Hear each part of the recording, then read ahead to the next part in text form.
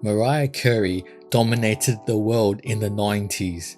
She sold over a staggering 104 million albums during that decade and was stringing #1 singles one after the other.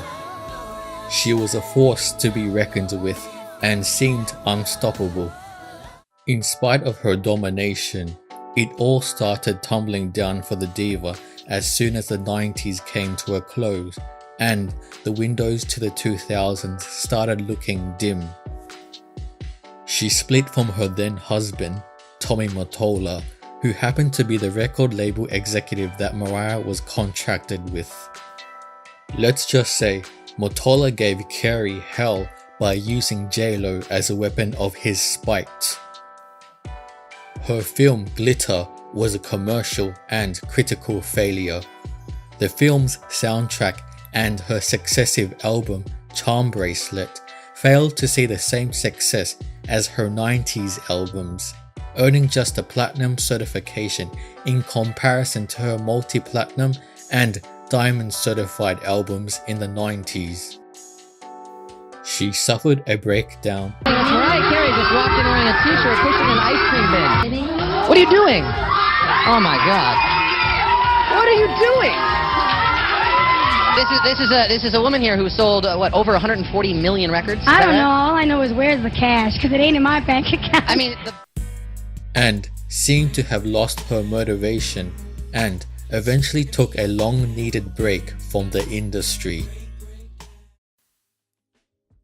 In the spring of 2005, Mariah made her comeback into the music industry with the Emancipation of Mimi. The album saw exorbitant sales and critical praise, selling over 400,000 copies in its first week and eventually becoming her highest-selling album since 1995's Daydream. To call this a mere comeback is an understatement. It was her resurgence back as the dominant diva we knew from the 90s. For the majority of the 90s, Mariah was a pop diva, but she slowly transitioned into a respectable R&B diva, dating back from her history-making duet with Boyz II Men, One Sweet Day. It was the Emancipation of Mimi that saw Mariah's more graceful side and made her a staple R&B vanguard. The Emancipation of Mimi didn't just represent Mariah's comeback. It almost acted as a therapy project. As much as the 90s saw major success for her, it was her excellent pop marveled hits that fulfilled as a catalyst for her domination. Tommy Mottola's revenge attack against Mariah most likely made her somewhat despise her pop-influenced success under Mottola's wing. The perfect way to delve into R&B was to make a heavy R&B album under a new record label and show that she can succeed without industry shenanigan attacks against her. Although Charm Bracelet was a solid R&B project, the album was released too soon after her Glitter fiasco and was also marred by the attention from her breakdown and erratic behavior. She sought the help of not only Jermaine Dupri, but also heavyweights like Kanye West and Pharrell Williams for production and hunted down Snoop Dogg, Nelly, and Twista for collaborations. Jermaine Dupri wanted Mariah to succeed more than ever, so he advised Mariah to tone down on her trademark whistles and take advantage of her raw vocal chops. Dupri said, "I actually told her we had to get back to straight singing. I told her she really needed to sing as opposed to whispering because she had a style where she was whispering on a lot of records." It was the perfect R&B album that infused all elements of that genre. It had hip-hop,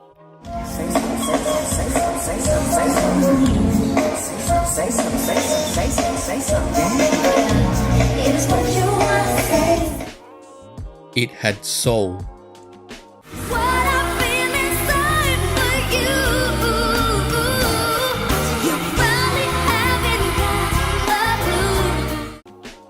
It had gospel.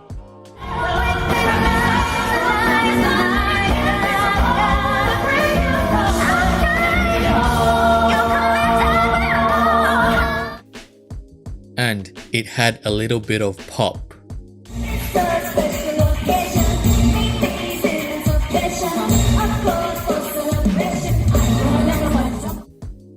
Catering to the mainstream mass and R&B market.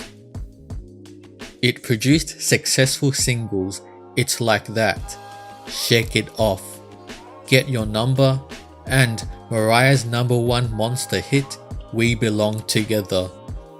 We Belong Together was hailed as Carey's career-redefining single and an innovative up-tempo ballad, perfect to become a summer hit.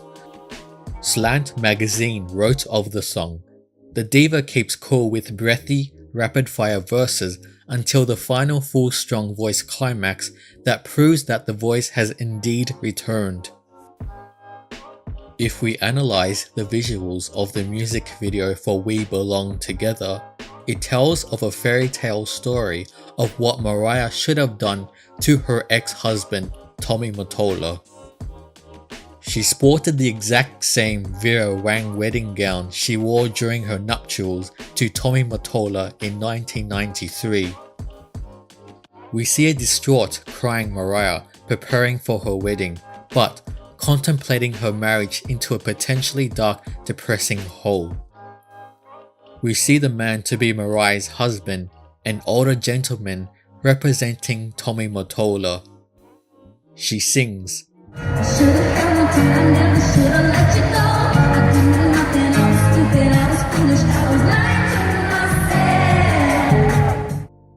implying her regret to being wooed by an older, established man who has all the riches but in the end can't offer her eternal happiness.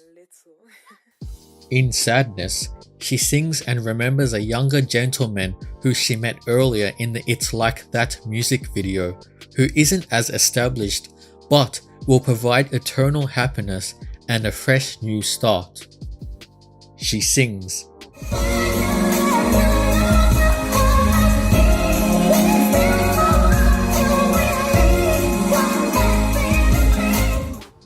she sees the younger man again, waiting on the steps, and she finally smiles in hope. She ditches the wedding and escapes with the younger gentleman and sings We Belong Together in a long-winded note fashion. It symbolizes her newfound happiness. We Belong Together capitalized on Mariah's butterfly era, where she used the image of a butterfly to symbolize her emancipation from her controlling ex-husband, Tommy Mottola, hence the Emancipation of Mimi.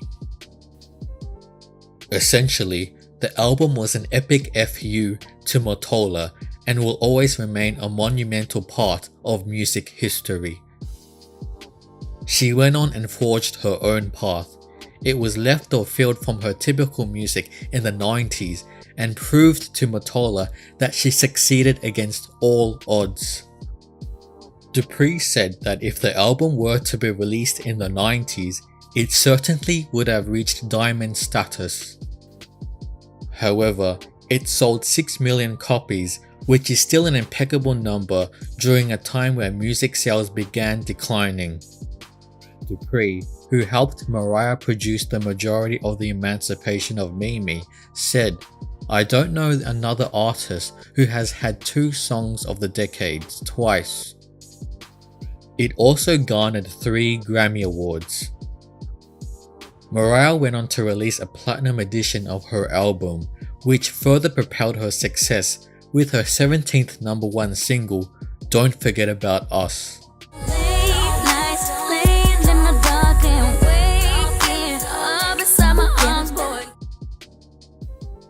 Thank you very much for watching. Please hit the thumbs up button and subscribe to view more of our videos. Leave a comment and tell us what you thought about the Emancipation of Mimi.